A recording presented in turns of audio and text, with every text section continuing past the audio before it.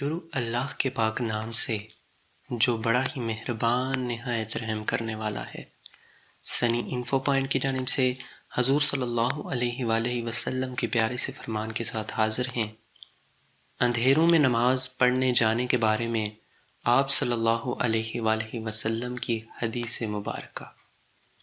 حضرت بریدہ رضی اللہ عنہ سے روایت ہے کہ رسول اللہ صلی اللہ علیہ وآلہ وسلم نے فرمایا کہ اللہ کے جو بندے اندھیروں میں مسجدوں کو جاتے ہیں ان کو بشارت سناؤ کہ ان کے اس عمل کے صلہ میں قیامت کے دن ان کو اللہ تعالیٰ کی طرف سے نور کامل عطا ہوگا۔ غصہ پر قابو پا لے۔ ایک آدمی نے رسول اللہ صلی اللہ علیہ وآلہ وسلم کی خدمت میں عرض کی کہ مجھے کوئی ایسی نیکی یعنی عمل بتا دیں جو مجھے جنت میں داخل کر دے۔ رسول اللہ صلی اللہ علیہ وآلہ وسلم نے فرمایا کہ بس تو غصے پر قابو پا لے، تیرے لیے جنت ہے۔